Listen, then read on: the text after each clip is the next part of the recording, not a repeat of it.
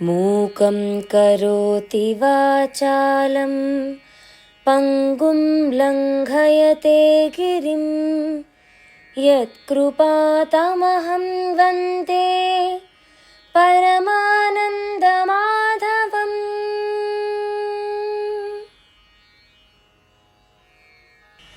అధరం మధురం వదనం మధురం నయనం మధురం హసితం మధురం. అధరం మధురం వదనం మధురం నయనం మధురం హసితం మధురం. హృదయం మధురం గమనం మధురం మధురాధిపతేరఖిలం మధురం. వచనం మధురం చరితం మధురం వసనం మధురం వలితం మధురం చలితం మధురం భ్రమితం మధురం మధురాధిపతేరఖిలం మధురం. వేణుర్మధురో రేణుర్మధురః పాణిర్మధురః పాదౌ మధురౌ. వేణుర్మధురో రేణుర్మధురః పాణిర్మధురః పాదౌ మధురౌ. నృత్యం మధురం సఖ్యం మధురం మధురాధిపతేరఖిలం మధురం.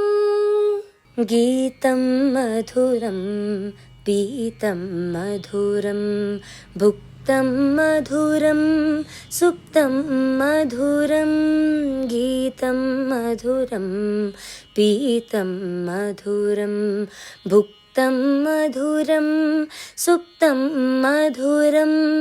రూపం మధురం తిలకం మధురం మధురాధిపతేరఖిలం మధురం. కరణం మధురం తరణం మధురం హరణం మధురం స్మరణం మధురం. కరణం మధురం తరణం మధురం హరణం మధురం స్మరణం మధురం. వమితం మధురం శమితం మధురం మధురాధిపతేరఖిలం. శ్రీశ్రవణ ఛానల్కి శ్రోతలందరికీ కూడా మరొకసారి స్వాగతం. కుబ్జను అనుగ్రహించిన తర్వాత అక్రూరుడిని పిలిచి శ్రీకృష్ణుడు హస్తినాపురం వెళ్ళి ధృతరాష్ట్రుడికి కాస్త మంచి బుద్ధులు చెప్పమని పంపిస్తాడనమాట. దూతగా వెళ్ళిన అక్రూరుడికి ధృతరాష్ట్రుడి యొక్క మనో అభిప్రాయం తెలిసిపోతుంది. అతను తిరిగి వచ్చి శ్రీకృష్ణుడికి విషయాన్నంతా చెప్తాడు. ఈ మధ్యలో ఈ జరాసంధుడి కూతుళ్ళైన అస్థి ప్రాస్తి వారిద్దరూ కూడాను కంసుడి పత్నులన్నమాట. వాళ్ళిద్దరూ జరాసంధుడి దగ్గరికి వెళ్ళి శ్రీకృష్ణుడు కంసుడిని ఏ విధంగా చంపాడు అన్నది చెప్పి విలపిస్తారు. అప్పుడు జరాసంధుడు కూతురు వైధవ్యానికి కారణమైన శ్రీకృష్ణుణ్ణి ఎలాగైనా మట్టుబెట్టాలనుకుని సామంతరాజులందరినీ పిలిచి యుద్ధానికి సిద్ధమవుతాడనమాట. దూతలుగా విందానువిందులు ఇద్దరూ శ్రీకృష్ణుడి దగ్గరికి వచ్చి జరాసంధుడి మాటగా అతను చెప్పిన వాక్యాలన్నీ చెప్తారు. ఆ తర్వాత శ్రీకృష్ణుడు కూడా నేను కూడా యుద్ధానికి సిద్ధమే అంటూ తన అభిప్రాయాన్ని కూడా తెలియజేస్తాడనమాట. ఇప్పుడు ఈ మధురలో జరాసంధుడు దండెత్తు వస్తున్నాడు కాబట్టి అన్నదమ్ముల ఆలోచనలు ఏమిటో తెలుసుకోవాలనుకున్నారు అక్కడున్న పెద్దలంతా. దానిలో ఒక వృద్ధుడి పేరు వికృతుడు. అతను శ్రీకృష్ణుడితోటి చెప్తున్నాడు అనమాట, కృష్ణ, యదుకులంలో నువ్వు బ్రహ్మలాగా జన్మించావు. జన్మించి మన యాదవకుల భయభ్రాంతులన్నీ తొలగిస్తున్నావు. నువ్వు ఆ దేవేంద్రాదుల ఆలోచనలు కూడా ఇట్టే తెలుసుకోగలిగే సమర్థుడివి, అందులో అనుమానం లేదు. అయితే ఇక్కడ ఒక విషయం నీకు తెలియజేయడం నా బాధ్యతగా భావిస్తున్నాను. జరాసంధునికి అనేక మంది రాజులు సహాయం ఉంది. దాంతో అతను గర్వంతో విర్రవీగుతున్నాడు. పైగా కపటోపాయాల్లో అతను దిట్ట. ఎలాంటి క్రూరత్వానికైనా అతను వెనుదీయడు. అలాంటి వాడిని నువ్వు తప్ప ఇంకెవరూ ఎదుర్కొనలేరు. అయితే మన దుర్గ సంరక్షణ విషయం గురించి నువ్వు తప్పనిసరిగా తెలుసుకోగలగాలి అని ఆగాడు. ఏ మన దుర్గాలు అంత పటిష్టంగా లేవా అంటూ అడిగాడు కృష్ణుడు. వికృతుడు ఆగాడు. అంటేనే అతనికి అనుమానం కలిగింది. లేవు అన్నాడు వికృతుడు.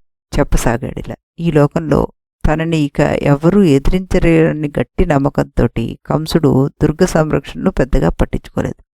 దాంతో అది పాడుపడింది. మధురపుర ప్రాకారాలు, కోట బురుజులు పూర్తిగా శిథిలమైపోయాయి. ఆయుధాలు, ధనధాన్యాలు కూడా చాలినంతగా లేవు. శత్రువు అకస్మాత్తుగా వచ్చి ముట్టడిస్తే వారిని ఎదుర్కొనేందుకు సరైన సాధనా సంపత్తి లేక మనవారు లోపల ఉండిపోయారనుకో, కోట శత్రువుల వశమైనట్టే. కోట శత్రువు వశమైతే రాజు రాజ్యము పోయినట్టే అన్నాడు. అవునవును అన్నాడు బలరాముడు. మరో విషయం విను జాగ్రత్తగా అన్నాడు వికృతుడు. కృష్ణుడికి చెప్పసాగాడిలా. దక్షిణా పథంలో వింధ్యము, వృక్షవంతము, సహ్యాలని ప్రఖ్యాత పర్వతాలు 3 ఉన్నాయి. వాటిపై దట్టమైన అడవులున్నాయి. ఆ ప్రాంతంలో ముచుకుందుడు, పద్మవంతుడు, సారసుడు, హరితుడు అనే యదువంశ భూపతులు 4 శత్రువులకు అభేద్యమైన అనేక దుర్గాలు నిర్మించారు. వారిలో పెద్దవాడే ఈ మధురాపురాన్ని పాలించాడు. అతడు ఆనాడు నిర్మించిన ఇక్కడి దుర్గానికి ఎంతో పేరు ప్రఖ్యాతలు వచ్చాయి. అలాగే అతని అన్నదమ్ములు నిర్మించిన దుర్గాలకు కూడా మంచి పేరున్నాయి. అయితే ఇప్పుడు అవన్నీ శిథిలాలయ్యాయి. వాటిలో ఉండడం ఎంతమాత్రం క్షేమకరం కాదు. యుద్ధవేళ అన్ని విధాల ప్రముఖులకు అరణ్య మార్గమే శరణ్యం అనిపిస్తోంది. వికృతుని ఆలోచన కృష్ణుడికి అవగతమైంది. అన్నాడిలాగా. వికృదు, నీ మాటలు నాకు అర్థమయ్యాయి. నీ ఆలోచన నాకు వంటపట్టింది. ఇప్పుడు ఈ ఉపద్రవానికి చక్కని ఉపాయం తట్టింది. అన్న బలరాముడితో సహా నేను ఆ జరాసంధుని సమక్షంలోనే దక్షిణ దిశకు ప్రయాణమవుతాను. అప్పుడు అతను ఆ మధురా నగరానికి రాడు. నేత్రం లేం కాబట్టి రాడని నేను అనుకుంటున్నాను. రాజధాని వదిలి రాజు వెళ్ళిపోయాడు అంటే రాజును వెతుక్కుంటూ శత్రు పరుగు తీస్తాడే గాని ఆ రాజు బంధువులతోనూ మిత్రులతోనూ యుద్ధం చేయడు. ఈ రకంగా ఈ మధుర క్షేమంగా ఉంటుంది అన్నాడు. సరి అయిన ఆలోచన అన్నాడు వికృతుడు. తర్వాత మేం వింధ్యాది పర్వతాలకు చేరుకుంటాం. అక్కడ దుర్గాల్లో నివసిస్తాం. నివసించి బలవంతులైన జరాసంధుని ఎదుర్కొనేందుకు సమాయత్తం అవుతాం. ఒకవేళ అక్కడికి శత్రువు వచ్చినా మహారణ్యాల్లో మాతో తలపడ్డం వాడి తరం కాదు. ఈ రకంగా ఇక్కడ పౌరజనాదులకు ఎలాంటి కష్ట నష్టాలు ఉండవు అన్నాడు కృష్ణుడు. అతని మాటలకు అక్కడి వారంతా వత్తసు పలికారు. ఇప్పటికి ఇదే సరియైన నిర్ణయం అని కృష్ణుడిని మెచ్చుకున్నారు. సమయం చూసి బలరామకృష్ణులిద్దరూ జరాసంధుడిని సమీపించారు. జరాసంధ, అనేక మంది సామంతులను కూడగట్టుకుని నువ్వేం ఆశిస్తున్నావో చెప్పు. నీ కోరికను మేము తీరుస్తాం అన్నారు. నా కోరికలు మీరు తీరుస్తారా? మీరేం మాట్లాడుతున్నారు? అడిగాడు జరాసంధుడు. రగిలిపోయాడు. అన్నాడిలాగా. మీరు మహాబలవంతులని ప్రచారం కదా, ఆ ప్రచారం అబద్ధం అని నిరూపించాలని నేను అనుకుంటున్నాను.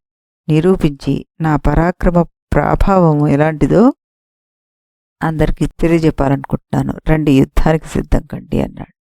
ఏం మాట్లాడాలో తెలియక బలరామకృష్ణులు ఒకరినొకరు చూసుకున్నారు. శత్రునాశనం చేసిగానే నేను వెనుక తిరగను. నా సంగతి మీకు ఇంకా తెలియదన్నాడు జరాసంధుడు. 2 అమ్ముల పొదలను భుజాలపై అమర్చుకున్నారు. కవచాన్ని ధరించాడు. ధనస్సును చేపట్టాడు. ధనుష్టాంకారాలు ఆరంభించాడు. అతని పౌరుష ప్రతాపాలను మెచ్చుకున్నట్టుగా సన్నగా నవ్వి ముందు అనుకున్నట్టే దక్షిణ దిశ వైపు ప్రయాణం అయ్యారు బలరామకృష్ణులు. కొన్నాళ్లకు వారిద్దరూ వింధ్య అటవీలో ప్రవేశించి వృక్షపర్వతాన్ని చేరుకున్నారు. సహ్యశైలం ఘోర అరణ్యాల్లో నడిచారు. వాళ్ళు వేణ్యా నదిని సందర్శించారు. దాని దారిలో వారు విశాల వటవృక్షాన్ని ఒకదాన్ని చూశారు. ఆ చెట్టు అడవి అంతా పరుచుకునుంది. ఆ చెట్టు కింద బ్రహ్మ క్షత్రియ తేజస్సు సమ్మేళనంతో సూర్యునిలా ప్రజ్వరిల్లుతున్న పరశురాముడు కనిపించాడు. ఆ మహనీయుడు ముగ్గులతో తీర్చిదిద్దిన వేదిక మీద ముక్కంటి మూర్తిని నిలిపి అర్చిస్తున్నాడు. చెట్టుకు అటువైపు పరశురాముడు ఉంటే ఇటువైపు బ్రహ్మ సంతర్పణ జరుగుతోంది. పరశురాముడి పక్కగా ఉన్న హోమధేనువు తన చిన్నారి లేగవైపు ఎంతో ఆప్యాయంగా చూస్తోంది. మరోవైపు సృక్కు, శృవం, అరణులు, కమండలాలు ఉన్నాయి. అలరించిన వేదికపైన అగ్నిదేవుడు ప్రజ్వరిల్లుతున్నాడు. కొద్ది దూరంలో ధనస్సు, అమ్ముల పొదలు, కండ్రగొడ్డలి మొదలైన ఆయుధాలు సూర్యకాంతిలో భయంకరంగా ప్రకాశిస్తున్నాయి. కపిల జటులు, రుద్రాక్షమాలలు, భస్మ త్రిపుండ్రాలతోటి వెన్నెల వెలుగులాంటి యజ్ఞోపవీతంతో కృష్ణజీన ఉత్తరీయంతో కృషించిన అగ్నిదేవునిలా ప్రకాశిస్తున్నాడు పరశురాముడు. అతన్ని సమీపించారు బలరామకృష్ణులు. పాదాలపడి సాష్టాంగ నమస్కారం చేశారు. బ్రహ్మక్షత్ర తేజోనిధి, నువ్వు పరశురాముడు అని మాకు తెలుసు. నీ ప్రభావం లోకాతీతం. క్షత్రియులపై 21 సార్లు దండెత్తి వారి వేడివేడి రక్తధారలతోటి పితృదేవతలకు తర్పణాలు విడిచి నేను చూడటం మా పూర్వజన్మ సుకృతం. మాది మధురా నగరం. మేము వసుదేవుని పుత్రులం. ఇతడు మా అన్న బలరాముడు. నా పేరు కృష్ణుడు. కంసుని భయంతో మమ్మల్ని రేపల్లో దాచి పెంచారు పెద్దలు. మేమిద్దరం అక్కడే పెరిగి పెద్దవారయ్యాం. మొన్ననే కంసుని సంహరించాం. ఆ రాజ్యాన్ని అతని తండ్రి ఉగ్రసేనుడికి సమర్పించాం. అల్లుడు కంసుని సంహరించడంతో మామ జరాసంధుడికి కోపం వచ్చింది. మా మీదుగా దండెత్తి యుద్ధానికి వస్తున్నాడు. అయితే మాకు అతనితో యుద్ధం చేయడం ఇష్టం లేక ఆయుధాలు విడిచి కాలినడకన ఇలా ఇక్కడికి చేరుకున్నాం. ఇప్పుడు మేము ఏం చేయాలో అంత చిక్కడం లేదు. దయచేసి మా కర్తవ్యాన్ని ఉపదేశించండి అంటూ ప్రార్థించాడు. ఆ ప్రార్థనకు పొంగిపోయాడు పరశురాముడు. సన్నగా నవ్వి ఇలా అన్నాడు అతను. కృష్ణ, నువ్వు మానవ మాత్రుడివి కావు. కంసాది దానవులను సంహరించేందుకే అవతరించిన శ్రీమన్నారాయణుడు. చాలా కాలం నుంచి నేను చూడాలనుకుంటున్నాను. ఆ కోరిక ఈనాటికి నెరవేరింది. జరాసంధుడు మిమ్మల్ని యుద్ధానికి ఆహ్వానించిన సంగతి, మీరు ఇటుగా వస్తున్న సంగతి నాకు ముందే తెలుసు. మీరు రావాలి, మీకు నేను శుభాలు కలుగజేయాలి అని అనుకున్నాను. వచ్చారు. ఇదిగో శుభాలు అందుకోండి అన్నాడు. మహద్భాగ్యం అన్నారు బలరామకృష్ణుడు. చేతులు జోడించి నిలిచారు. మీరు ఇటు వచ్చిన సంగతి జరాసంధుడు తెలుసు. సైన్య సమేతుడై త్వరలోనే ఇటు వచ్చి మీపై అతడు దండెత్తడం తథ్యం కూడాను. వద్దనుకున్నా మీరు ఆ యుద్ధం చేయక తప్పదు. ఆ యుద్ధంలో మీరు నెగ్గాలంటే ఓ పని చేయాలి. కరివీరపురానికి దగ్గరలో ఉన్న మహాదుర్గాన్ని చేరుకోవాలి. ఆ దుర్గం చేరుకుంటే మీరు అవలీలగా జరాసంధుడిని జయించగలరు. రండి, మీతో పాటు నేను వస్తాను. ఆ దుర్గం ఎక్కడ ఉన్నది చెప్పి చూపిస్తాను. మాట్లాడకుండా ప్రయాణిద్దాం అన్నాడు పరశురాముడు. అదిగో అది వేణ్యా నది. దాన్ని ఇదిగో ఈ రేవు దాటి చక్రగిరి చేరుకోవాలి. అది చోరుల భూమి. జాగ్రత్తగా ఉండాలి అక్కడ. ఆ రాత్రి అక్కడ విశ్రమించాలి. మర్నాడు బయలుదేరి ఖడ్గగా ఏటి తీరంలో ఉన్న మునీంద్రులను సందర్శించాలి. అక్కడికి కొద్ది దూరంలో క్రౌంచీపురం ఉంటుంది.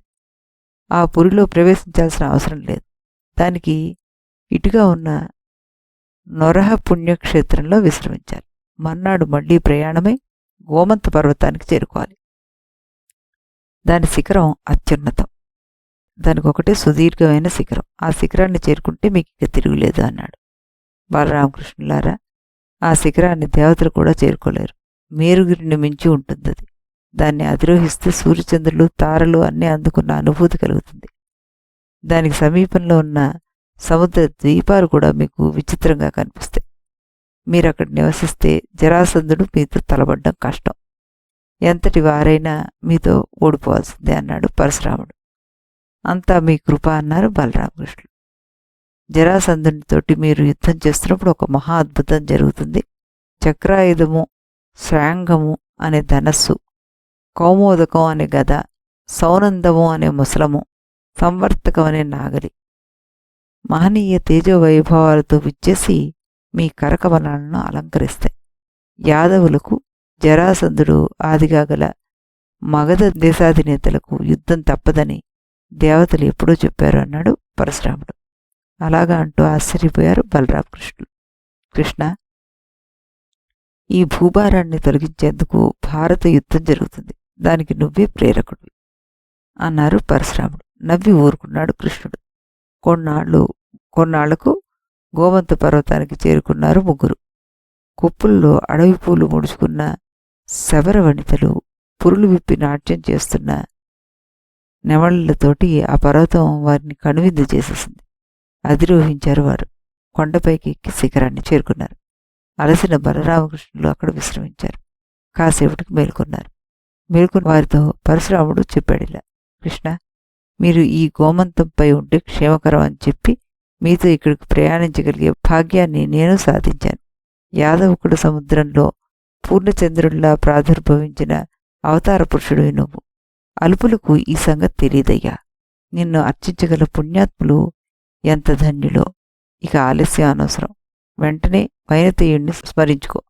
అతను నీ వాహనమై కేతువై నిన్ను సేవిస్తూ ఉంటాడు.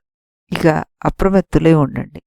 శకునాలు కొన్ని శత్రువు ఇక్కడికి రాగలడని చెప్తున్నాయి. జాగ్రత్తగా వ్యవహరించండి. మీరు అనుమతిస్తే నా ఆశ్రమానికి నేను వెళ్ళిపోతాను అన్నారు పరశురాముడు. శుభం అన్నారు బలరామకృష్ణుడు. పరశురాముడు బయలుదేరి తన ఆశ్రమానికి చేరుకున్నాడనమాట. గోమంత పర్వతంపై బలరామకృష్ణులకు తిరుగు లేకుండా పోయింది. ఇద్దరూ స్వేచ్ఛా వినోద విహారాలు ఆరంభించారు. కిన్నెర దంపతుల సంగీతాలతోటి మారుమ్రోగే పొదరిళ్ళు, సింహగర్జనలతోటి ప్రతిధ్వనించే గుహలు వారికి వీణలు విందించేశాయి. మనోజ్ఞమైన పచ్చిక బయళ్ళు, పూతివేలు వారి నేత్రాలకు అపూర్వ ఉల్లాసాన్ని కలిగించాయి. గంధర్వ యువతీ యువకులు విశ్రమించిన సెలయేళ్లు, ఇసుకతెన్నెలు, ఏనుగులు, పృథ్వీనీయులు చేసిన చెట్లను చూసిన బలరామకృష్ణుడు ఆశ్చర్యపోయారు. నిశ్చేష్టులు కూడా అయ్యారు. సిద్ధ కుటుంబాలు ఆశ్రయించిన సానువులు, సరోవర తీరాలు వారిని ఆనందభరితులు చేశాయి. అందం అంటే ఇది, ఆనందం అంటే ఇది అనుకున్నారు బలరామకృష్ణుడు.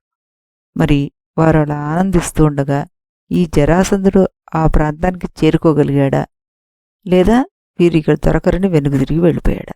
ఈ విషయాన్ని మనం రేపు ఇదే సమయానికి ఇదే ఛానల్లో మళ్ళీ కలుసుకుని వివరంగా చెప్పుకుందాం. అంతవరకు సెలవు.